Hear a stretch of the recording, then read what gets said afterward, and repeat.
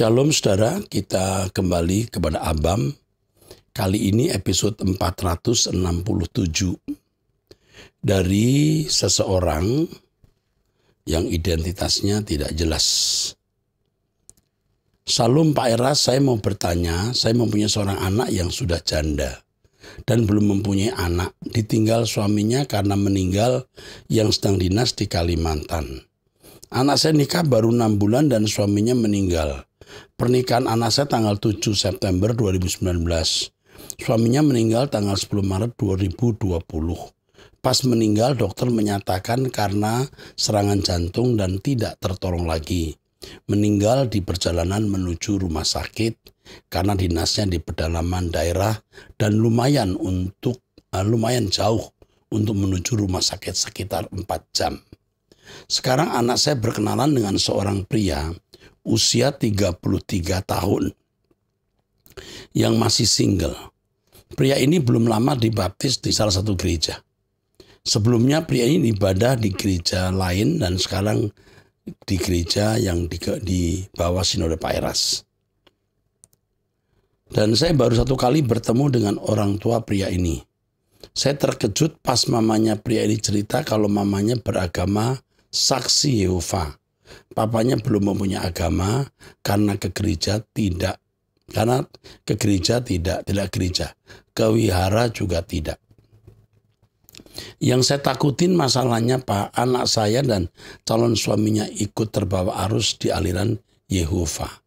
Tapi anak saya bilang, mama nggak usah takut, nanti yang ada saya mau bawa mamanya untuk ibadah di GSKI. Menurut Pak Eras gimana ya? Apakah boleh anak saya nikah dengan pria ini? Karena mamanya beragama Saksi Yehova. Mohon penjelasannya Pak tentang Saksi Yehova. Makasih Pak. Ibu kan kasih tulis sebelumnya dia nggak ikut Saksi Yehova. Pria ini ibadah di GBI. Sekarang di GSKI Rehoboth Gajah Mada. Berarti anak ini tidak ikut ibunya.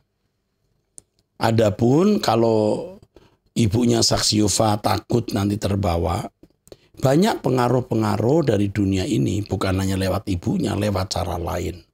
Yang penting ibu harus bertemu pria itu, dan ibu bertanya kepada Tuhan minta hikmat, supaya ibu tahu bahwa pria itu yang usia 33 tahun ini pria yang baik. Kalau sebelumnya pria ini juga ikut dengan ibunya, ya saya kira Saksi Yehova juga. Tapi ibunya ini, tetapi ternyata anaknya kan tidak ikut. Ya, anak saya usia 29 tahun. Oh, baru tahu nih saya. Anak saya ada rencana planning bulan Oktober 2023 untuk nikah tahun depannya. Anak saya berkenalan dengan pria ini bulan Januari 22. Jadi baru 6 bulan. Katanya usianya sudah cukup lumayan, makanya rencana untuk nikah. Ya enggak apa-apa. Nikah bulan Oktober boleh. Kalau memang ini pria baik ya nikah lebih cepat bagus ya. Kalau lebih lama kayaknya jangan karena anak ibu sudah 29 tahun dan pria itu 33 tahun. Tetapi lebih dari ini, pastikan bahwa pria itu layak menjadi menantumu. Itu saja. Oke, dari seorang janda usia 54 tahun, suami meninggal tahun 2003. Tinggal berdua dengan kakak perempuan, kedua anak perempuan dari ibu janda ini kerja di luar kota. Salam Pak Eras, Pak saya akhir-akhir ini sering dibully sama beberapa tetangga kami. Padahal kami hanya berurusan dengan tetangga sebelah kami yang minta tanah kami untuk dijual. Tapi kami jawab tidak kami jual. Kemungkinan marah Pak. Sampai mencari-cari apa yang ada di hidup kami untuk bahan bully. Dan kami diam Pak. Kami tidak menanggapi perkataan mereka. Memang kami tidak ikut kalau sekedar kumpul. Kalau ada acara kami ikut Pak. Apakah itu kesalahan kami yang harus bayar harga seperti itu ini? Ketika kami ikut Pondok Daud di gereja, waktu pujian penyembahan, ada dorongan yang kuat dari dalam seperti perkataan jangan takut, hadapi. Perkataan itu tidak hilang di ingatan saya Pak. Rasanya damai gitu Pak. Apakah itu dari Roh Kudus? Kami minta saran Bapak supaya kami kuat dalam menghadapinya. Walaupun banyak yang tidak suka pada kami, terima kasih Tuhan memberkati pelayanan Bapak. Yang pertama, bullying itu tidak usah ditanggapi. Diam saja. Saatnya pasti berhenti, pasti akan berhenti. Tuhan pasti akan bertindak. Adapun tetangga banyak yang tidak suka. Ibu harus periksa dan koreksi diri. Apakah hanya karena masalah tanah yang tetangga mau beli ibu tolak, atau ada penyebab atau kausalitas lain? Ibu harus koreksi diri, jujur, introspeksi, evaluasi diri kalau ada hal-hal yang membuat orang-orang tidak suka dengan ibu dan keluarga. Tapi kalau soal bullying tadi, diam saja. Itu kan jurus kita, diam ya. Tetapi jika ada hal-hal yang nanti menyangkut hukum, ibu bisa menghubungi kami dan kami bisa membantu ibu. Ya. Jalan terus, ibu akan disertai Tuhan, dan yang ibu dengar jangan takut, hadapi saja. Saya kira ini suara Roh Kudus. Ya. Jalan terus, Tuhan menyertai ibu. Oke. Dari seorang pria usia 24 tahun masih lajang penginjilan full time. Wah, pelayan Tuhan ini. Masih muda. Salam Bapak Pendeta Erastus yang sudah banyak jadi berkat bagi masyarakat Indonesia, khususnya baik lewat media dan lewat buku-buku yang Bapak kirim dengan gratis. Oh ya Pak, saya selalu rindu mendengarkan setiap khotbah Bapak mulai semenjak tahun 2017. Saya mulai melihat video Bapak di Facebook yang singkat. Akhirnya saya penasaran dan mulai semenjak saat itu saya selalu setia dengar khotbah Bapak. Waktu itu saya masih kerja, jadi ada dana untuk beli paket. Ya. Jadi efek saya dengar khotbah Bapak itu saya semangat memberitakan firman yang murni. Akhirnya di tahun 2019 saya pergi ke suatu daerah pedalaman dan di sana saya bernaung di bawah pendeta juga, dan pengajaran Bapak sudah saya kenalkan sama pendeta itu, dan dia sampai saat ini sangat diberkati, bahkan sudah 2 kali dia dapat kiriman buku dari Bapak. Dan di pelayanan kami itu asli pengajaran yang pendeta itu dapatkan dari Bapak, ia sampaikan. Jemaat suku-suku tertinggal. Dan mulai semenjak itu saya jarang mendengarkan khotbah Bapak, ya, hanya melalui pendeta gembala saya, karena pendeta saya sebut di atas adalah gembala saya. Karena di sana susah ekonomi, jadi optimis saya nggak punya biaya. Di tahun 2022 saya sudah pindah dari daerah itu, saya mengikuti sekolah misi, karena lewat saya sekolah misi nanti, sekolah tersebut boleh mendukung saya untuk sementara waktu dalam perintisan. Pertanyaan saya, Pak, saya kan ikut sekolah misi. Tujuannya supaya saya dibantu dalam penginjilan saya, baik materi maupun naungan organisasi. Tapi pengajaran yang akan saya sampaikan yaitu seperti pengajaran yang Tuhan ajarkan melalui Pak Eras. Boleh nggak niat seperti itu, Pak? Memang kalau organisasi yang saya ikuti, sebagian mereka kurang setuju dengan pengajaran Bapak. Pak, saya minta tolong nanti link YouTube episode jawaban, kirim nomor WA yang di bawah ini. Karena paket saya nggak cukup untuk mengikuti semua episode Abam. Oh ya Pak, boleh nggak saya minta kiriman buku-buku dasar-dasar pengajaran Bapak seperti judul Surga, Keselamatan Luar Kristen, Apa Keselamatan Bisa Hilang, Perkawinan di Surga, Lucifer, dan lain-lain. Supaya saya lebih memahami firman. Oh iya Pak, saya mintakan dukungan doa Bapak dan dukungan lain-lainnya, terutama Pak doa dan buku. Terima kasih Pak. Semoga pertanyaan saya dan permintaan saya dapat diperhatikan. Salam Pak, jumpa di waktu yang dekat kemudian hari. Oke, maaf Pak terlalu panjang. Ini baru sebagian yang ada di hati saya. Oke, saudara ini akan dihubungi oleh staf kami. Ya, kami akan memberikan buku-buku dan mungkin juga diberitahu kapan jawaban ini akan muncul, dan rasanya orang seperti ini harus kami bantu. Ya, Kalau Anda ada di satu yayasan penginjilan yang pengajarannya tidak sesuai dengan nuranimu, itu masalah. Usia masih 24 tahun, ini masih muda dan sangat berpotensi untuk menjadi perwira tinggi, ya. Nanti kami akan perhatikan, ya. Staf kami akan menghubungi. Kalau Anda bisa menjadi pejuang di garis depan, itu kan bagus, ya. Pasti didukung. Oke, Tuhan memberkati.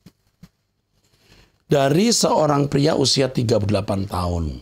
Salam Pak Pendeta, mama bapak saya Kristen. Oh, orang tua saya Kristen. Karena faktor ekonomi yang susah di kampung, tahun 97 dia berangkat ke sebuah kota. Mengadu nasib, seiring waktu terus berjalan, tahun 2007 saya menjalin hubungan dengan perempuan beda keyakinan dengan saya.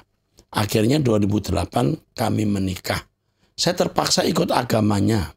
Sekarang kami sudah punya 3 anak, semua laki-laki. Beberapa tahun yang lalu saya terus bermimpi, tapi saya terus abaikan karena saya pikir ini hanya bunga-bunga tidur. Tapi makin saya abaikan, malah semakin nyata sampai sekarang. Oh, maksudnya setelah yang pergi ini hanya dia, bukan mama papanya, ya. Tahun 1997 saya berangkat ke sebuah kota, jadi mama papanya masih di kampung. Maaf, saya singkat-singkat saja, Pak. Karena kalau saya uraikan semua sangat panjang. Sering mimpi tentang binatang, mimpi melihat foto Tuhan Yesus memenuhi seluruh langit, datang cahaya besar, sangat besar, tetapi saya tidak bisa melihat menceritakan mukanya. Saya tidak bisa melihat menceritakan mukanya seperti apa, hanya cahaya besar. Saya pernah mendengar suara besar berkata, Yeremia dan Tesalonika. Dan masih banyak lagi, Pak. Kadang saya sedih, Pak, karena kalau saya cerita ke teman-teman, hampir tidak ada yang peduli.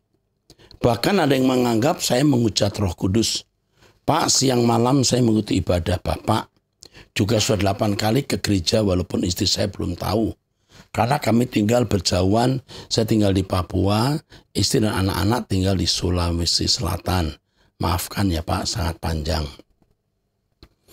Saya sudah 8 kali ke gereja, walaupun istri saya belum tahu karena kami tinggal berjauhan. Saya tinggal di Papua, istri dan anak-anak tinggal di Sulawesi Selatan. Pertanyaan saya Pak, apakah saya tidak berdosa bila saya ke gereja tanpa sepengetahuan istri saya? Apakah langkah yang saya ambil sudah pas? Sebenarnya saya mau komunikasikan ini lewat telepon, tapi mungkin waktunya belum pas. Saya sayang sama istri dan anak-anak saya, tapi selebih lagi sayang sama Tuhan. Sejak dia selalu datang, pikiran saya tenang. Terkadang seluruh badan saya melayang-layang, apalagi saya sementara mengikuti ibadah, saya menangis seperti anak kecil. Pak Pendeta, saya hanya kelas 1 SD, Pak. Jadi mohon dimaklumi bila ada kata saya yang membuat Bapak pusing. Pak, saya sudah beberapa lagu-lagu. Pak, saya sudah buat beberapa lagu-lagu. Sekiranya bisa membuat Bapak di surga tersenyum. Saya berharap Pak Pendeta tidak menilai saya sebagai orang gila. Pak, apa yang saya alami sekarang ini? Saya kadang-kadang tidak bisa ungkapkan dengan kata-kata. Sekali lagi mohon maaf Pak Pendeta, terlalu panjang. Kamu pria usia 38 tahun. Kamu pria yang waktu atau sejak kecil banyak didoakan orang tua. Kamu tidak akan pernah bisa keluar dari lingkaran Tuhan. Mimpi-mimpi yang kamu dapat itu mimpi-mimpi dari Tuhan yang memanggil kamu pulang kepadanya. Jadi sekarang kamu harus balik ke Tuhan. Tidak perlu minta persetujuan istri dan jangan beritahu dulu. Nanti ada waktunya Anda memberitahu. Sekarang jangan dulu, ya. Jangan memberitahu dulu. Dan ini menjadi PR kamu. Ketika kamu bertemu istri dan anak-anak, kamu harus jadi manusia baru. Sehingga ketika mereka sadar kamu sudah berbalik kepada Kristen, mereka jadi mengerti bahwa kekristenan itu unggul, excellent, luar biasa. Kamu dipelihara Tuhan, kamu disayang Tuhan. Ya, kamu orang yang sebenarnya ya sangat inovatif. Kamu itu inovatif, kreatif, inovatif. Kembangkan bakat itu untuk kemuliaan Tuhan. Ikuti Truth ID terus. Kamu akan terdorong untuk benar-benar mencapai kehidupan yang berkenan kepada Allah. Ikut doa bersama saya, dengarkan khotbah saya. Ya, kamu di Papua ya, tetap bisa ikut. Ya, Tuhan memberkati. Dari wanita usia 38 tahun, karyawan swasta ya. Salam Pak Era, saya sudah menikah 2,5 tahun dan belum punya anak. Saya dan suami sama-sama bekerja sebagai karyawan swasta. Suami saya 7 tahun lebih muda usia. Saat ini 31 tahun. Dia anak tunggal dan berasal dari keluarga yang broken. Orang tua sering bertengkar di depan dia dan masing-masing punya orang ketiga. Dia juga mengidap diabetes dari umur 15 tahun dan tidak ditangani dengan baik. Suami saya orangnya baik tapi kurang bertanggung jawab, baik untuk kesehatannya sendiri maupun urusan atau masalah rumah tangga. Untuk diabetes dia tidak mau berobat dan juga makan. Tidak mau berobat dan juga tidak mau berobat dan jaga makan, tidak jaga makanan. Semua masalah di rumah saya yang harus selesaikan. Tapi masalah finansial dia bertanggung jawab penuh.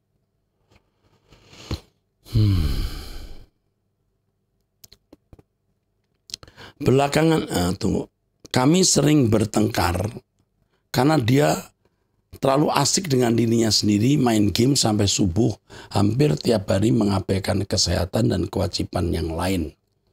Saya merasa lelah karena merasa sendirian dalam menjalani rumah tangga. Ketika pacaran kami sudah putus sambung, tapi saya selalu berusaha mengejar karena merasa dia orang yang baik. Sampai akhirnya kami menikah. Dan setahun menikah dia mengajak berpisah karena merasa terkekang dan terlalu diatur sehingga tidak nyaman di rumah. Karena saya sering komplain untuk masalah main game, minta waktu untuk bersama dan pekerjaan rumah tangga, dia juga mengatakan bahwa perasaannya sudah berubah dan lain sebagainya. Ketika itu omnya intervensi dan menasihati sehingga dia mau mencoba lagi. Belakangan dia akhirnya mau berobat dan ternyata kondisinya sudah mengalami komplikasi kebocoran ginjal, impotensi, hipertensi dan kolesterol tinggi. Awal pengobatan dia masih rajin mengikuti nasihat dokter, tapi 3 bulan kemudian mulai berantakan. Saya sering ingatkan dan bahkan ngambek karena merasa sudah berusaha sekuat tenaga untuk dia, tapi dia tidak mau berjuang untuk dirinya sendiri. Dia juga merasa kesal karena merasa saya terlalu menekan dia. 2 bulan yang lalu saya mengajak dia berobat untuk masalah impotensi karena sudah setahun hubungan suami istri bermasalah, tapi dia menolak. Saya menjadi kecewa karena merasa dia tidak peduli dengan saya. Jadi selama sebulan saya banyak diam, akhirnya saya mengatakan kalau kami butuh bantuan pihak ketiga untuk menjadi konselor. Tapi dia minta berpisah lagi dan berkata karakter kami tidak cocok dan dengan kesehatan dia masih mau hidup tenang dan bahagia. Bahwa dia tidak ada yang perlu dicoba dan diusahakan lagi. Kami sempat tinggal terpisah selama 3 minggu, tapi akhirnya dia kembali ke rumah karena disuruh omnya. Tapi dia selalu menghindari saya dan pulang tengah malam dan baru masuk kamar ketika subuh. Minggu lalu saya memergoki dia melakukan video call seks. Saya bertanya kenapa dia melakukan itu. Sementara ketika saya mendekati dia selalu menghindar, tapi ternyata mencari di tempat lain. Dia berkata bahwa karena dia sudah tidak ada rasa cinta lagi. Dia masih sayang dan peduli, tapi sudah tidak banyak. Dia masih sayang dan banyak peduli, tapi sudah terlalu banyak sakit hati dan masalah. Dia berkata bahwa hubungan kami sudah tidak bisa diperbaiki lagi. Saat ini dia sedang mencari tempat baru dan mau mengurus surat perceraian. Yang pertama, saya menangkap bahwa kamu tidak bertanya kepada Tuhan dengan baik waktu pacaran. Sudah putus beberapa kali, kamu yang selalu mengejar dia supaya tidak putus. Kamu di sini menjadi wanita murahan atau agak murahan. kamu tidak bertanya kepada Tuhan, mestinya kamu tidak menikah dengan pria ini. Ya, ini pria juga belum utuh jiwanya. Dan kamu berpikir menikah dengan dia akan bahagia, ternyata tidak. Ya. Sekarang kamu jangan banyak bicara apapun. Dia banyak main game, dia video call seks. Udah nggak usah ditegur, diam saja. Ya. Karena pria seperti ini nanti hidupnya akan sangat sengsara. Dia akan cuci darah, dia hidup nggak hidup, mati nggak mati, dia akan menyusahkan orang. Ya. Kalau dia minta cerai, kamu diam saja. Tapi kalau sampai benar-benar terjadi perceraian, kamu lebih baik tidak usah menikah lagi. Atau kamu harus tanya Tuhan dengan baik. Saya melihat pria ini masih menaruh rasa hormat kepada umnya.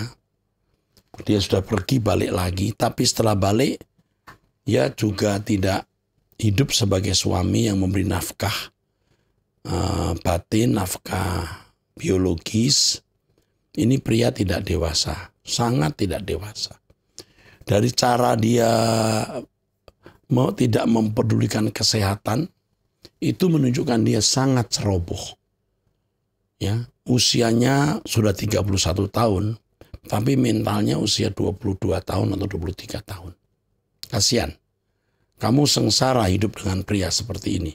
Sekarang kamu lebih baik mencari Tuhan saja. Jangan hanyut tenggelam dengan pria ini. Ya. Karakter kamu juga karakter yang keras. Kamu mau mengatur, suka mengatur. Kamu mau keadaan menjadi seperti yang kau ingin.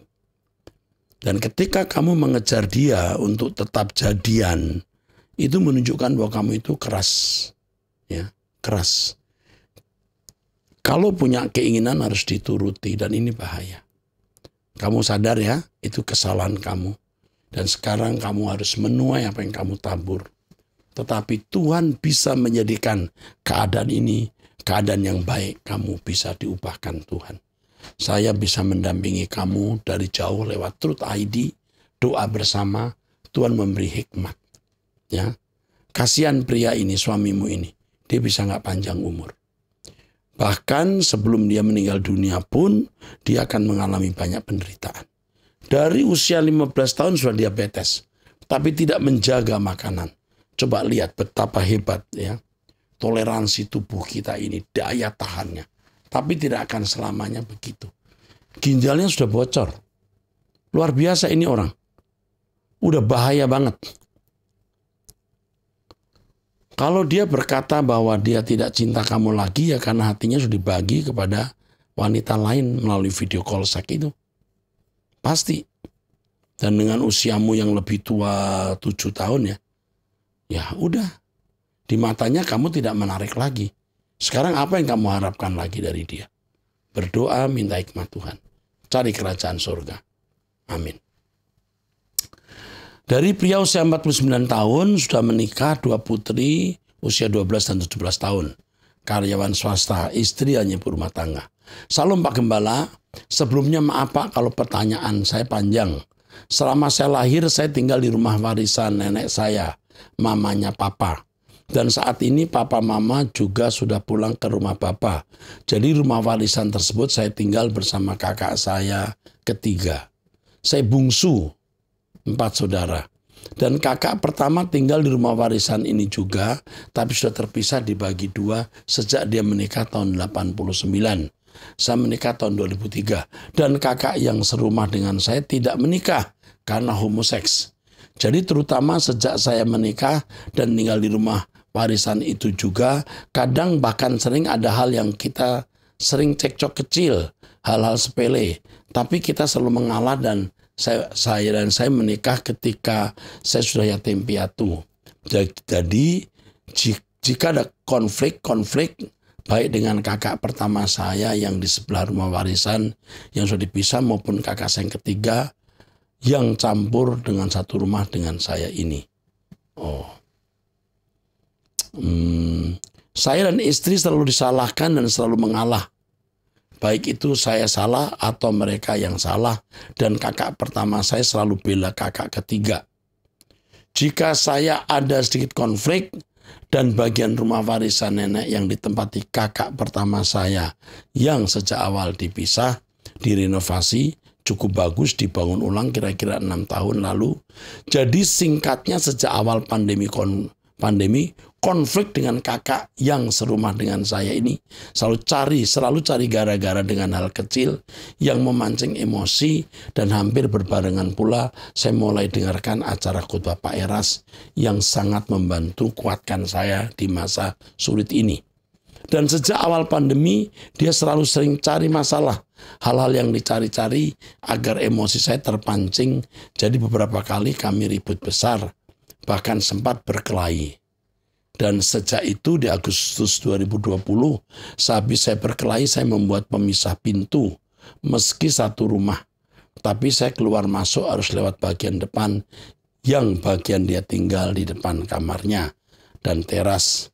Dan kakak pertama saya sekongkol dengan kakak ketiga ini seperti sengaja memusuhi saya, dan sepertinya sengaja agar saya istri dan anak dibuat tidak betah biar saya pergi dari rumah tersebut, agar kakak pertama saya bisa kuasai rumah tersebut. Karena mereka memiliki dikarenakan sudah direnovasi ulang yang bagian sebelah itu. Dan kedua, kakak saya tersebut bahkan menghasut para tetangga yang sekitar ikut terpengaruh juga. Bahkan sebelum kejadian ini, tetangga sekitar yang ikut memihak kakak saya dekatnya dengan istri dan juga saya, bukan dengan mereka. Akhirnya anak istri tak tahan dengan tingkah pola dan intimidasi yang dilakukan kakak ketiga saya dan sentimen tetangga sekitar. Awal Januari saya kontrak. Meskipun secara manusia saya agak khawatir apakah saya sanggup terus tiap tahun bisa kontrak, dan saya dan istri terus berusaha berubah meski sulit dari kekecewaan, kemarahan, bahkan kepahitan dari hal ini. Dan hanya dengan khotbah Bapak Eras saya bisa dikuatkan. Meski bertahap dan sulit, namun tetap berusaha. Mohon petunjuknya, Pak, karena hanya dengan Bapak saja saya mau terbuka dan percaya. Sebenarnya banyak hal lagi yang saya mau utarakan, tapi kiranya saya mau panjang. Saudara, yang pertama perlu didampingi, perlu didampingi. Orang saya akan hubungi Anda supaya dihubungi. Istri Anda usia 46 tahun, usia kakak 59 tahun. Istri kakak ipar 59 tahun, kakak ketiga usia 54 tahun, Anda usianya 49. Anda pindah kontrak itu sudah bagus, ya. Sejahtera tidak bisa kebeli uang. Damai sejahtera Anda tidak bisa dibeli uang. Kontrak saja. Jangan takut mengenai keadaanmu nanti, dan jangan takut Anda kehilangan warisan. Dari peneropongan saya, Anda akan mendapat bagian warisan itu. Tuhan akan membuat cara yang ajaib. You pegang ucapan saya dalam nama Tuhan. You akan mendapat bagian rumah itu. Tapi sementara kamu kontrak dulu dan berjuanglah. Sejahtera itu mahal, damai itu mahal. Ya. Tetaplah ikut dengan Truth ID supaya engkau kuat, doa bersama dengan saya. Tuhan pasti memberikan pertolongan. Pasti. Banyak orang tidak punya rumah, tidak punya warisan, juga bisa melewati hari. Anda pun juga akan bisa melewati hari. Diam saja kalau disakiti. Jangan sekali-kali berkelahi seperti kemarin. Itu langkah salah. Keliru kalau Anda berkelahi, ya. Jangan diulangi lagi hal itu. Saya kira cukup. Nanti kami akan berusaha untuk menghubungi Anda dan apa yang bisa kami bantu, ya. Saya hanya minta kamu tetap setia ikut saya. Berkemas-kemas ke surga. Harta dunia tidak ada artinya. Tetapi kamu akan tetap mendapat bagian dari harta warisan itu. Dan nanti kalau kamu dapat, kau bisa beli rumah atau kau bisa tinggal. Ya, oke. Sampai jumpa, Tuhan memberkati.